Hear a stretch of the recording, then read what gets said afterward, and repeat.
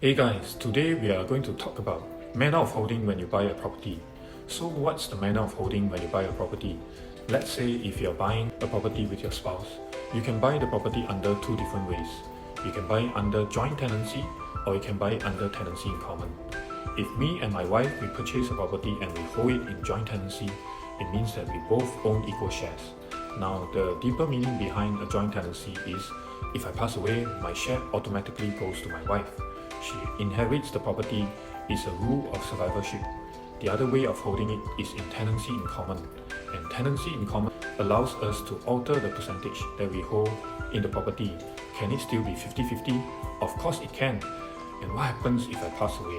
If I pass away, my share will get distributed according to my will. It doesn't automatically go to my wife. We often heard of people talking about 99-1.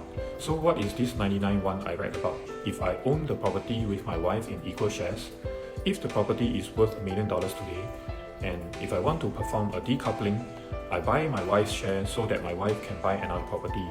And being her first property, she doesn't have to pay an additional buyer's stamp duty. If I buy over my wife's share and my wife owns 50% of the share, that's $500,000, right? I have to pay for buyer's stamp duty on $500,000.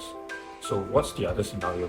If I own the property in 99% and my wife owns 1%, I buy my wife's share of 1% of $1 million, which is $10,000, much more affordable than $500,000.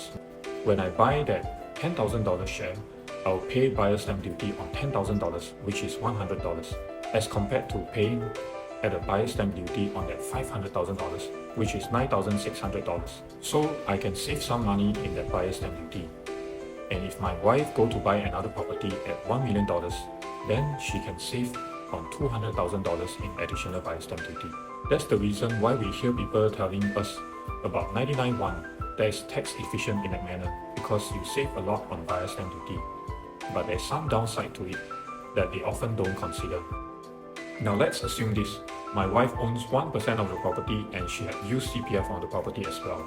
Let's assume that she has used $250,000 of CPF. So when she sells her shares to me, she has to refund that $250,000 back to CPF. So how is she going to do that?